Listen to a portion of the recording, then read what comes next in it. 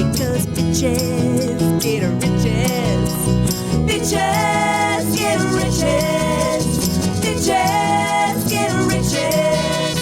Bitches get riches. And so can you.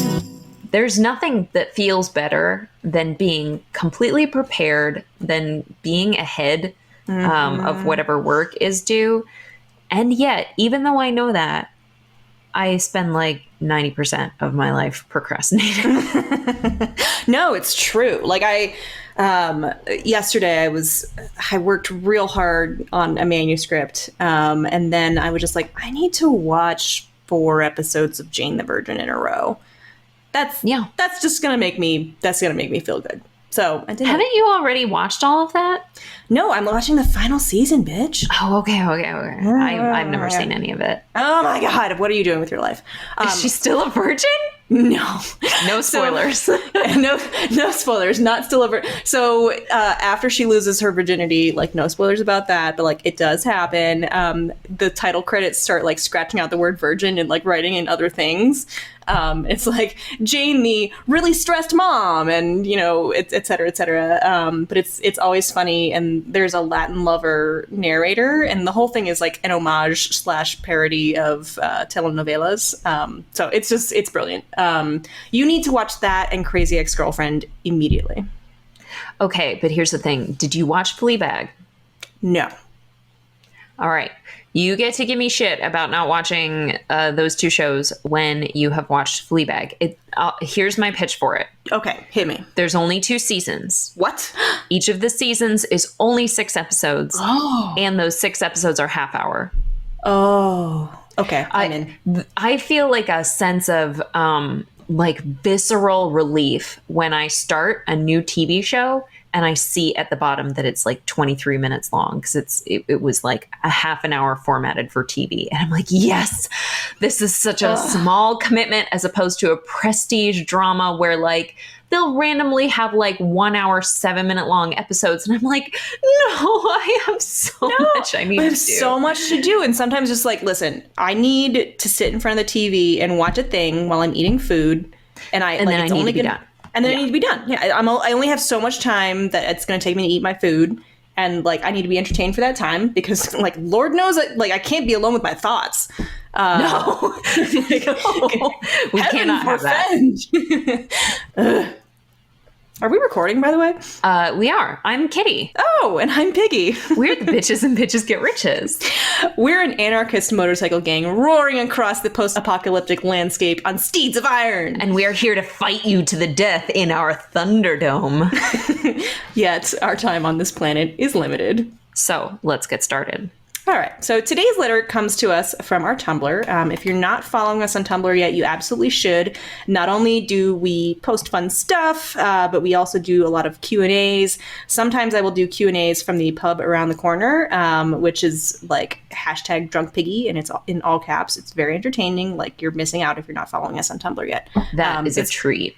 It really is. And it's either tumblr.com/bitchesgetriches or bitchesgetriches.tumblr.com. Like, who even knows? We don't. We definitely should have looked that up by now.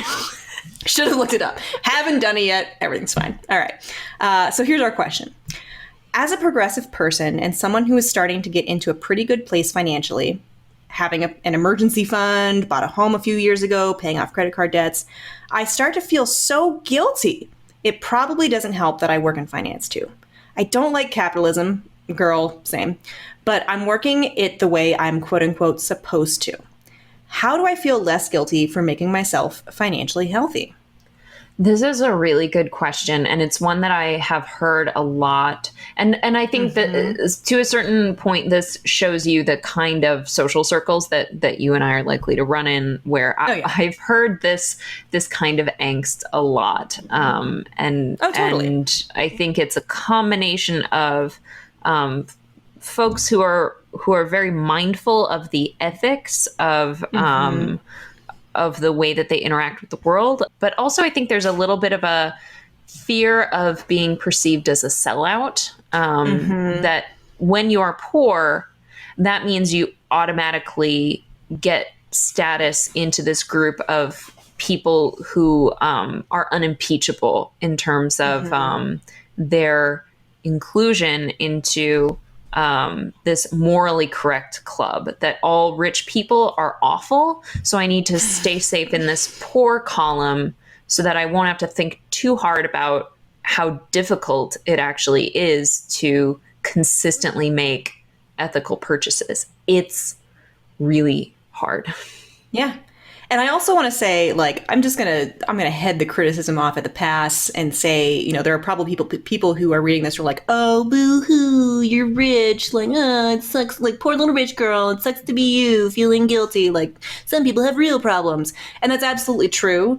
But I do think that this is something that is important to address, and it's important for us to address because of who we are. You know, we're two millennials who paid off our student loans when many of our friends are still, you know, mired in student loan debt. We graduated in 2009, and we're both lucky enough we both were lucky enough to get work in our chosen industries, while some of our friends, you know, are still waitressing. Or you were about to say hardworking enough, and you got so scared and you locked your legs and you were like, I'm not going over that cliff.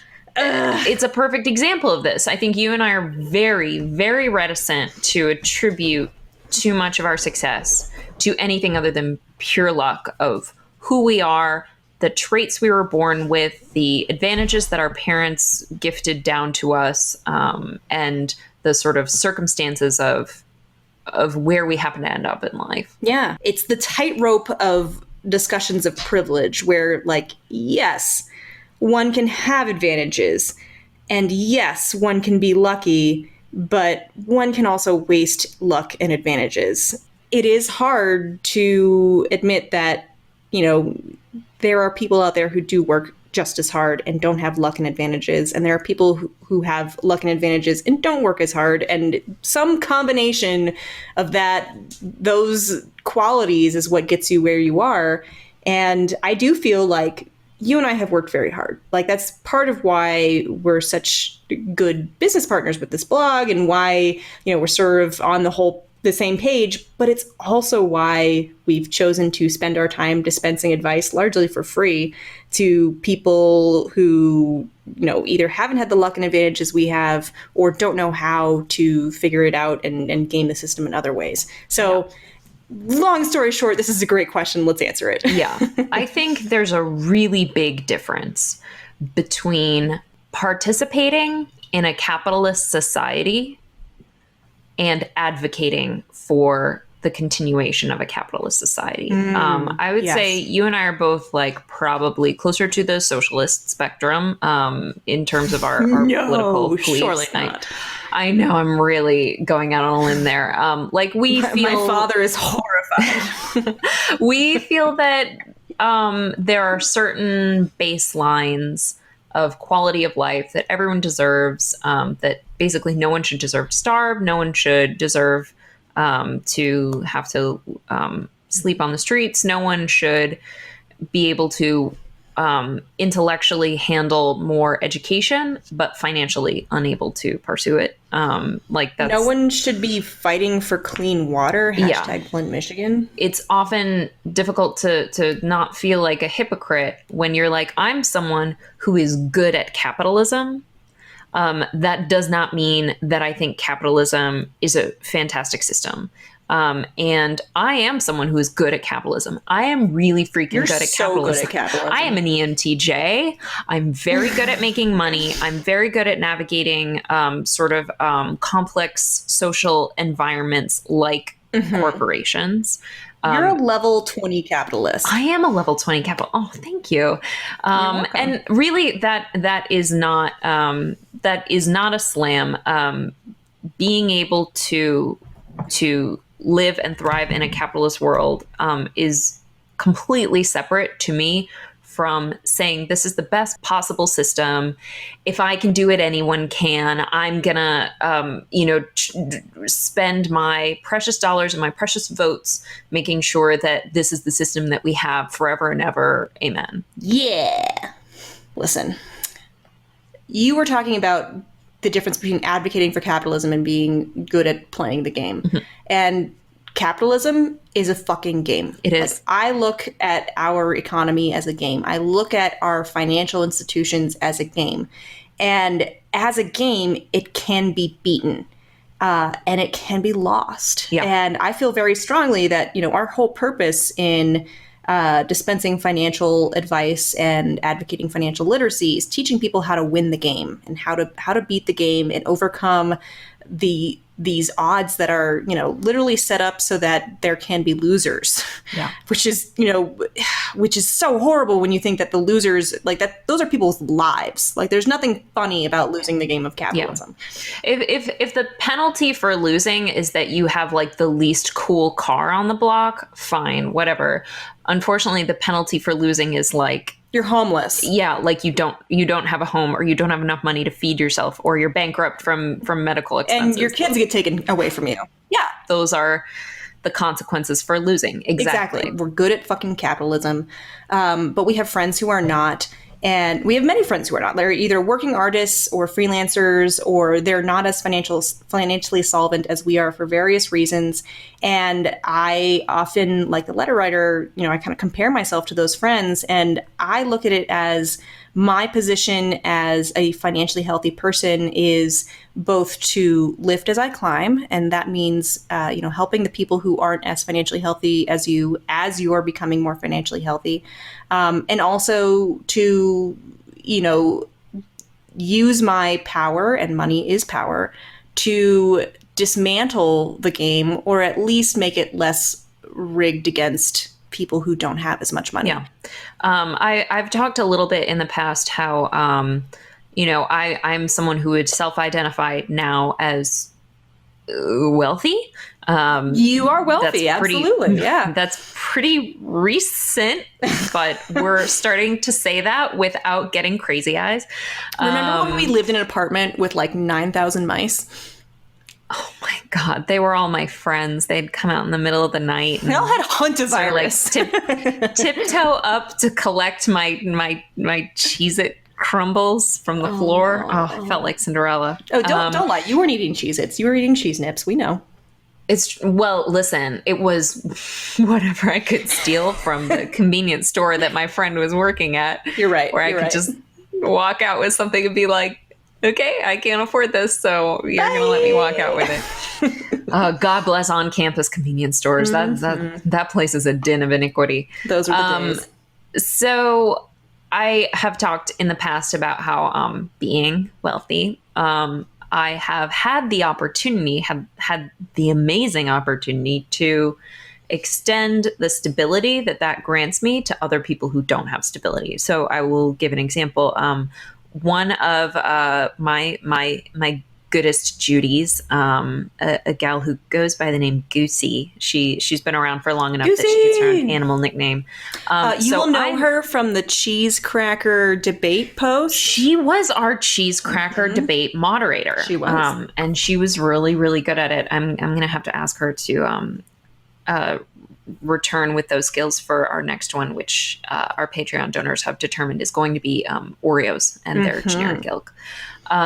Anyway, I met Goosey once, the women's rally that was in that was shortly after the 2016 January 21st, 2017, a day that will live in infamy. Whoa, you're amazing at remembering dates. I've got hella ADHD.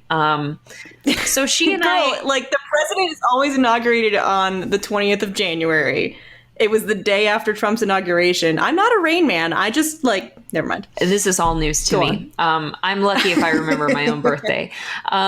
So Goosey and I met once, and we met through a mutual friend, and I told that mutual friend later, like, she seems really cool. I like her. I got a great vibe from her.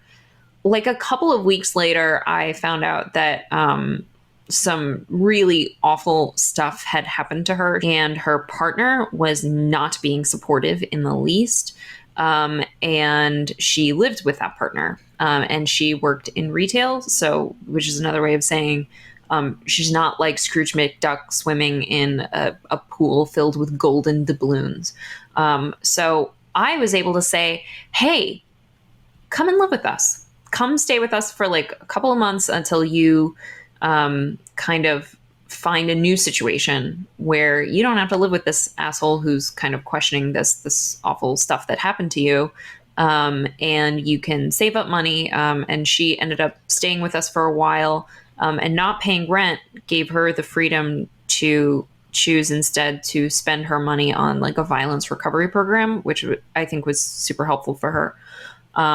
So I think when you become rich, which is something that we hope kind of everyone who interacts with us online, like that's something we all hope for. Absolutely. All of you. Like, believe me, like it doesn't solve all of life's problems, but it solves a lot of the ones that are total bullshit and not fun to deal with. It's a lovely thing to be. These are good problems to have. But when you do become wealthy or even like middle class and stable, what are you willing to use the money, use the stability, use the house that you've been able to afford, letter writer? What are you going to do with that?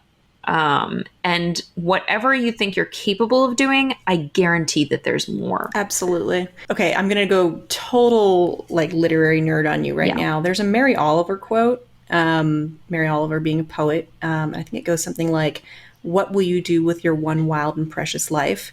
And when I am feeling that sense of financial guilt and looking around me at people who are less fortunate, like I think of that and I'm like, I have one chance to be a decent fucking human being. And I have one chance to get myself to a place of fulfillment and happiness. And what that means is simultaneously like, yes, doing well financially, getting myself to a healthy financial place, but also like not ignoring the people around me. Yeah. And I think that alleviating that guilt, whether or not it's justified, like you're absolutely right. One way to do that is to pay it forward, spread that good fortune around. And you don't have to, do it literally through taking someone into your home or donating money, but, speaking out against capitalist systems that do exploit and victimize people.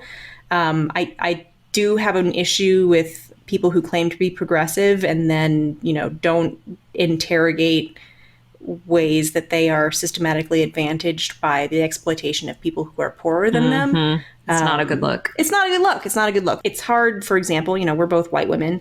It's hard for us to not benefit from systemic racism. Like that just happens to us. Yeah, we can't. Exactly. Same for like benevolent sexism. There's way more shitty sexism in the world, but there is some minor benefit to like, I can go to Home Depot and ask for a $1 cut of lumber and I will not be charged $1. Yeah. It's a nice thing. I have an extra dollar now. Thanks a lot. Which is great because we get paid 77 cents. Anyway, no, but there are ways that, you can offset that privilege and that systemic advantage by acknowledging it, saying, hey, this exists and it's a problem.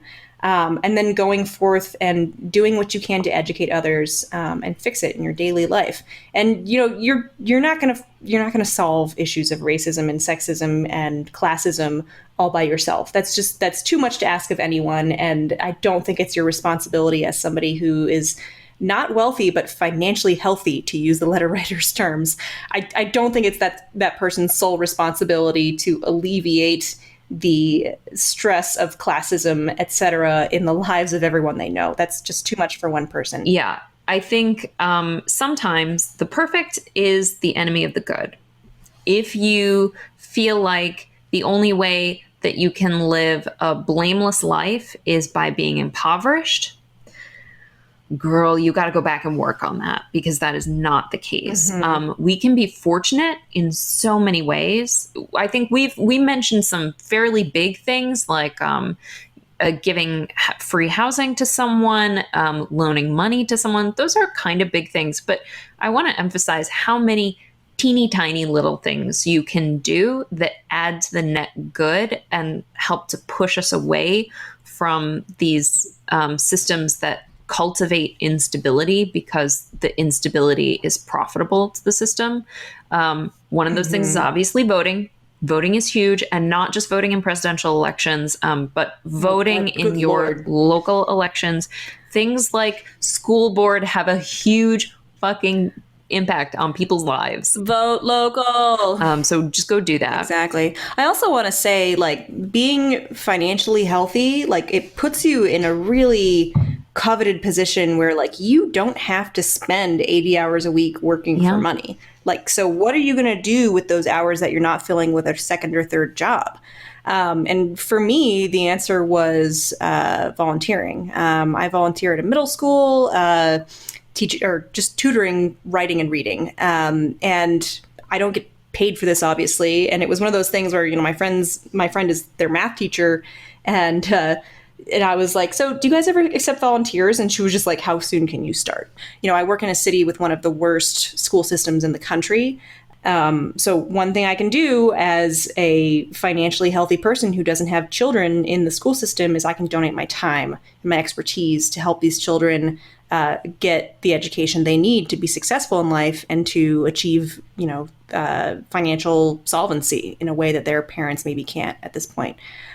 So, like, I'm not saying, you know, run out and tutor or, you know, volunteer at the food bank, but it is a matter of looking at how your economic privilege has positioned you in a way that you can help without your dollars, but with your time. Yeah. I think above all, there's an inner critic. It's the voice that's responsible for our self-doubts, for if you have imposter syndrome. It's the person who sits inside your brain and tells you, like, you don't deserve this much money.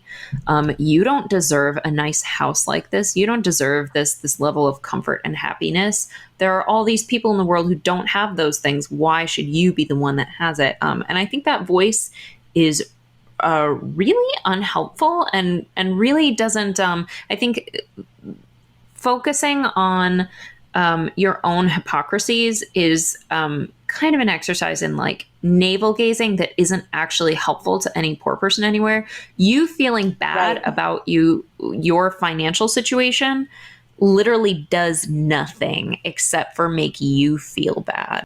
Exactly. You didn't make the game. Like, when you're feeling guilty about benefiting from capitalism and all the other systemic economic privileges you have, just remember, like, you didn't make the rules. You're just trying to win the game.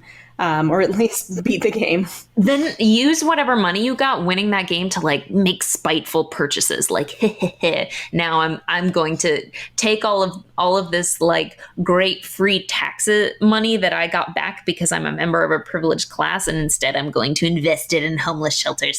Take that. Yeah. Fuck the system. Fuck the patriarchy. Fuck capitalism. But is the system we have right now. So that's the system we're going to try to teach you how to be successful in.